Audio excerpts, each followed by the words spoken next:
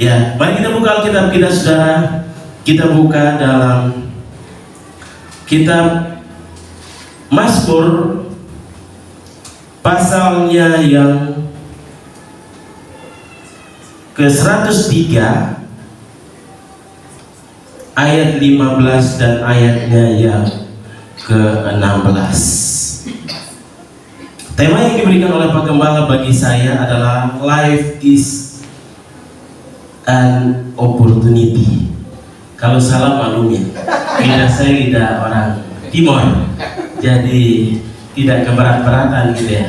Ya, life is an opportunity. Hidup adalah kesempatan. Mari kita buka, kita baca dalam Mazmur pasal 103. Sekali lagi saya undang kita semua berdiri, kita akan menghormati firman Tuhan dan kita baca bersama-sama karena ini hanya 2 ayat. Maka kita baca dengan tegas. Mazmur pasal 103 ayat 15 dan ayat 16. Demikian firman Tuhan 1, 2, 3. Ya, bagi manusia hari-harinya seperti rumput, seperti bunga pada musimnya dia berbunga.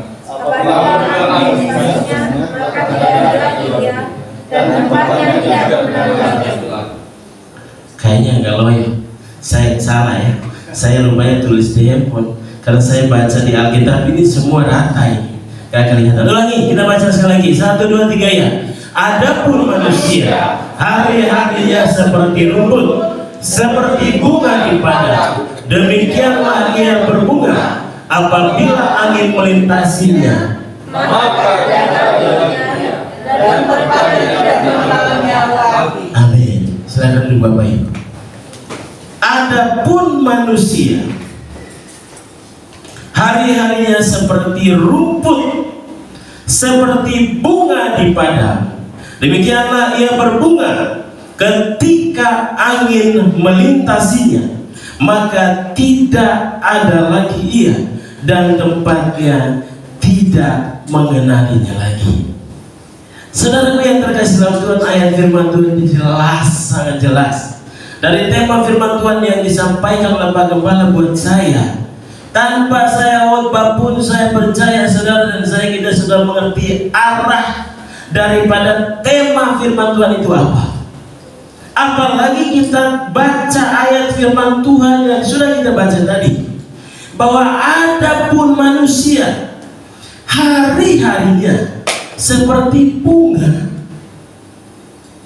Artinya saudaraku, setiap hari-hari hidup kita itu adalah kesempatan. Kalau kita ada dan beribadah pagi hari ini, itu adalah kita masih hidup, kita masih ada. Kalau kita tidak ada di sini berarti kita sudah mati dan kita tidak bisa ikut ibadah pagi hari ini. Ada 2 kata, yaitu hidup dan kesempatan. Arti hidup adalah sesuatu yang masih ada, masih bernapas, ada kehidupan. Arti hidup artinya masih ada. Sama seperti saudara saya, kita masih ada hari ini. Itu adalah sebuah kesempatan. Nah, hidup itu artinya kita masih bisa melakukan ini dan itu. Kalau kita sudah mati, tidak ada lagi kesempatan yang bisa kita lakukan. Justru karena kita masih hidup, maka marilah kita melakukan yang terbaik. Kita berlomba-lomba untuk melakukan yang terbaik. Untuk siapa? Untuk diri kita, bukan untuk orang lain. Kalau kita ada sampai pagi hari ini, itu adalah rencana Tuhan bagi saudara dan saya. Oleh karena itu, janganlah kita menyia-nyiakan kesempatan ini. Kalau kita diizinkan ada dalam gedung ini, mari kita fokus. Karena kesempatan ini tidak akan kembali lagi dalam kehidupan kita. Hari ini, tepatnya jam 11 kurang 5 menit, tidak akan kembali lagi dalam kehidupan kita. Oleh karena itu, mari kita bergunakan. Kalau saudara masih pegang handphone, pastikan bahwa handphone yang saudara pegang ini adalah sedang membaca firman Tuhan, bukan sedang membaca WA yang sedang lintas atau sedang live Facebook yang sedang ditayangkan.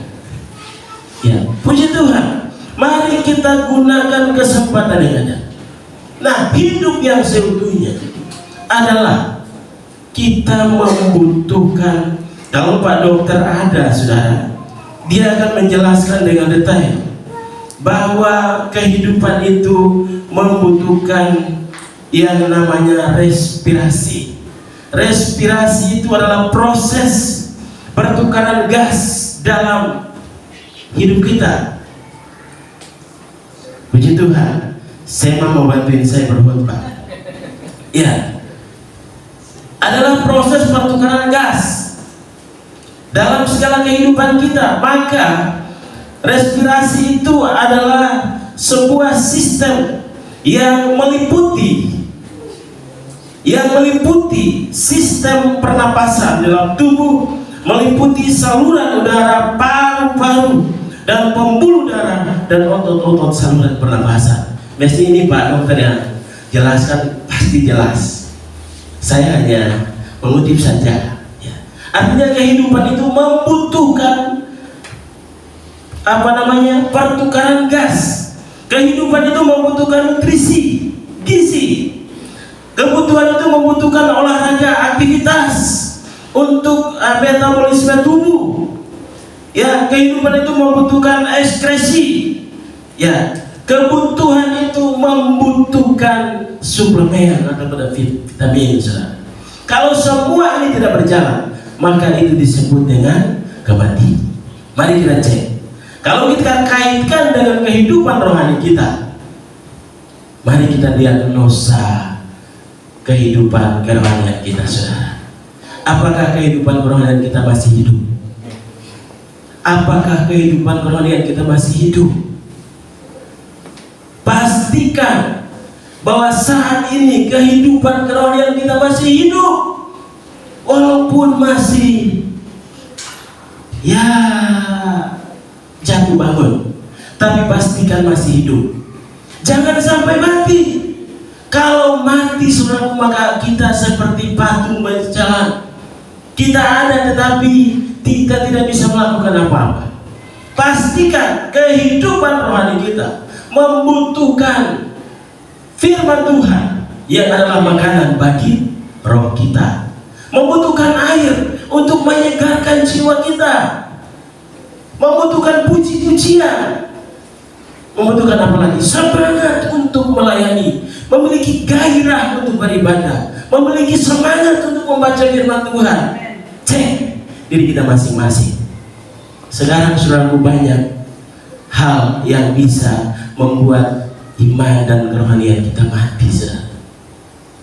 Dengan adanya gadget ini bisa membuat iman kita mati, karena hampir sepenuh waktu kita habis untuk melihat berita-berita yang membuat iman kita semakin hari semakin kerdil dan pada akhirnya akan menjadi mati.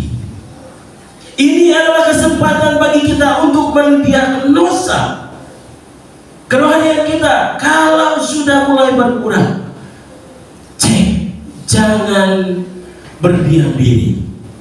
Cari pemimpin rohani yang mungkin bisa menolong Anda, bisa menolong kita, atau ikut cari acara-acara KKR yang mana bisa membangkitkan gairah kita kembali, membangkitkan kerohanian kita.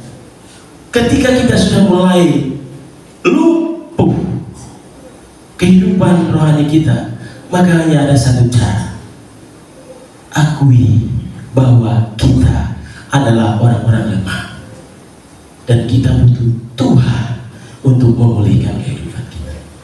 Kita tidak bisa mengandalkan kekuatan kita. Kekuatan kita terbatas adanya. Kita tidak bisa melakukan apapun karena manusia diciptakan terbatas. Hanya Tuhanlah yang akan memperlengkapi kehidupan kita. Oleh karena itu kita harus mencari ya, mencari, berusaha mendekatkan diri kita kepada Tuhan. Kerinduan Tuhan, mestinya kita dekat sama Tuhan. Tetapi kerinduan kita kadang dihimpit oleh masalah, dihimpit oleh persoalan ekonomi, dihimpit oleh persoalan-persoalan yang lain, dihimpit persoalan sakit penyakit, sehingga iman kita kerdil dan kita tidak lagi mengandalkan Tuhan. Saat ini adalah saat yang tepat. Belum terlambat bagi kita semua.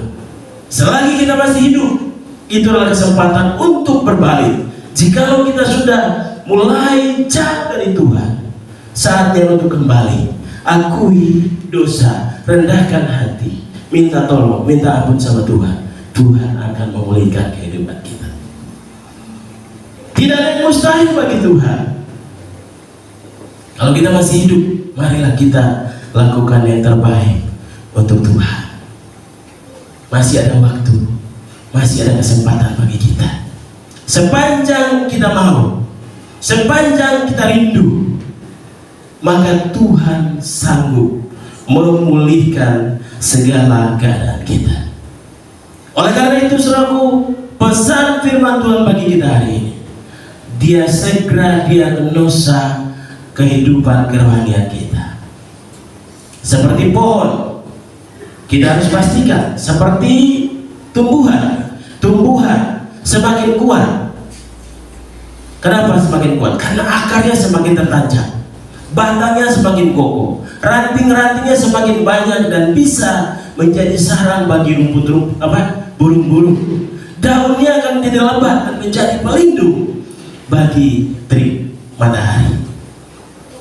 Kita harus pastikan bahwa kita masih hidup dan kita punya sesuatu yang bisa kita lakukan. Bapak Ibu Saudara yang yang sudah berkeluarga pasti tahu, ketika tahu bahwa istri kita hamil, apa yang kita lakukan? Kita akan buru-buru ke dokter, kita diagnosa, ya kan? Dokter akan melihat kondisi janin itu seperti apa, ya. Di dalamnya sudah akan terlihat berapa lama waktunya. Kemudian tingkat pertumbuhan itu seperti apa, perkembangan daripada janin itu seperti apa. Waktu adiknya Tiara keguguran, ya, adiknya Tiara, ya, bukan adiknya Tiara keguguran, maksudnya istri saya yang keguguran, ya, keguguran adiknya Tiara.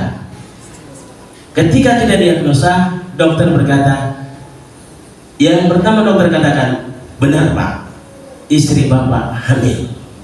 Senang dong ya, mempunyai dedek bayi. Kemudian ukurannya bla bla bla cocok. Dia berkata 1 bulan ke depan kembali lagi Pak. Ketika kita kembali, dokter mulai USG. Dia katakan, Pak, nggak ngomong, tetapi ada raut yang tidak baik. Ketika dia membaca, dia menjelaskan bahwa Pak, mohon maaf, janinnya tidak berkembang. Harusnya ukurannya sudah, perkembangannya sudah harus segini, tetapi ini tidak bagus Pak, ini harus dibuang. Nah, ini menjadi satu pelajaran bagi saya dan bagi kita semua, bahwa kita juga harus mendiagnosa pertumbuhan kerohanian kita. Jika ada sesuatu yang mengganggu proses pertumbuhannya, harus segera dibuang, jangan dipelihara. Apa itu yang selalu mengganggu pertumbuhan kerohanian kita? Banyak sekali. Oleh karena itu kita diberi Tuhan hikmat untuk segera mendiagnosa perkembangan kerohanian kita, ya.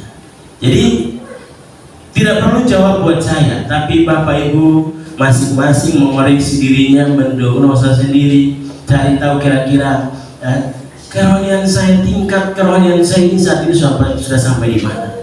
Apakah masih hidup atau sudah mulai mati? Kalau sudah mati, segera hidupkan kembali. Biarkanlah rohmu menyala-nyala dan layanilah Tuhan. Yang kedua, kita akan melihat bahwa kesempatan itu adalah sesuatu yang kalau ada kesempatan, itu artinya sebentar lagi kesempatan itu akan hilang, betul ya? Makanya setiap kesempatan itu kita harus respon, karena kesempatan itu tidak akan pernah kembali dalam hidup kita. Nah, ada dua pola pandang antara si A dan si B terhadap kesempatan. Yang pertama adalah si pesimistis, yang kedua si optimistis. Yang pertama si pesimistis ini melihat kesulitan di dalam kesempatan. Contohnya siapa ini? Contohnya orang-orang yang diutus untuk mengintai tanah Kanaan. 12 orang berangkat ke Kanaan. Ketika mereka pulang, 10 orang berkata bahwa tidak mungkin kita masuk ke tanah Kanaan, karena Kanaan itu dipenuhi dengan orang-orang enak. Orang-orang enak itu badannya besar-besar, tingginya 3 meter, sedangkan kita ya hanya setinggi semampai, semeter tak sampai. Bagaimana mungkin kita bisa merebut daerah yang dipenuhi dengan susu dan madu? Ini si pesimistis. Dia melihat kesulitan di dalam kesempatan itu. Saudara yang terkasih, kalau kita hanya melihat kesulitan di dalam kesempatan yang ada, maka dalam kehidupan kita tidak akan pernah mengalami perubahan dalam hidup kita. Karena belum melangkah kita sudah takut, sulit, tidak mungkin. Sedangkan firman Allah berkata, bagi Tuhan tidak ada yang mustahil. Di mana sisi Tuhannya? Kita tahu bahwa Tuhan telah mengalahkan, Tuhan Yesus telah mengalahkan dunia. Tetapi kita masih ragu, kita masih pesimis, kita masih melihat kesulitan di dalam kesempatan yang ada. Lawan kata daripada kesempatan adalah pengharapan. Orang yang pesimis, orang yang tidak punya pengharapan. Tuhan tahu, Allah Bapa kita di surga tahu bahwa manusia itu terbatas. Ketika kita pesimis, Dia datang melalui pengorbanannya di atas kayu salib, melalui Tuhan Yesus yang datang berinkarnasi sebagai manusia untuk memberikan kita kekuatan, untuk memberikan kita jaminan bahwa ketika kita tidak berpengharapan, Dia datang dan memberikan kepada kita pengharapan yang baru. Oleh karena hari ini kita harus pastikan bahwa Tuhan adalah Allah, sumber pengharapan kita. Tuhan adalah sumber pengharapan, sumber segala pengharapan dalam kehidupan kita. Apapun yang kita hadapi hari ini, kita menghadapi hari-hari yang semakin hari semakin gelap. Kita menghadapi hari-hari yang tidak pasti. Percayalah bahwa Tuhan adalah sumber pengharapan kita. Dia akan memberikan kepada kita kekuatan, kelegaan. Dia memberikan kepada kita kemenangan lepas kemenangan. Allah sumber pengharapan akan memenuhi segala kehidupan kita, saudara, dengan sukacita, damai sejahtera, dan iman, sehingga melalui Roh Kudusnya kita akan melimpah-limpah dengan pengharapan. Oleh karena itu kita harus jadi anak Tuhan. Kita tidak boleh pesimis. Kita melihat ke depan. Orang pesimis contohnya, pagi-pagi kita bangun pagi mau ke Jakarta, kita lihat map sudah merah, wah tarik selimut lagi, nunggu jam 9 aja, macetnya lewat. Ternyata jam 9 macet gak lewat juga, nunggu jam 12 gak hijau-hijau juga, akhirnya gak jadi berangkat. Apa yang terjadi? Pekerjaan kita tertunda, tidak ada sesuatu yang kita dapatkan sepanjang hari itu. Jadi sebagai anak Tuhan, kita harus yakin percaya bahwa Tuhanlah sumber pengharapan kita. Dia akan memenuhi kita dengan sukacita, damai sejahtera. Iman kita akan bertumbuh melalui Roh Kudus-Nya, memampukan kita sehingga kita akan menjadi orang-orang yang optimis. Yang kedua, orang yang memandang kesempatan dengan optimistis. Orang yang optimistis, ia melihat peluang di dalam setiap kesulitan yang ada.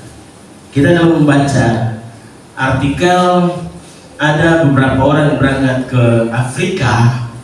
Di sana mereka sedang mensurvei untuk membuka toko sendal, ya, membuka pabrik sendal di sana. Kemudian yang si A melihat, wah, kayaknya nggak cocok kita buka pabrik sendal di sini, karena orang-orang di sini nggak ada yang pakai sendal. Dia nggak perlu sendal, kakinya sudah cocok jadi sendal, ya kan? Si optimis si B berkata, ini adalah peluang.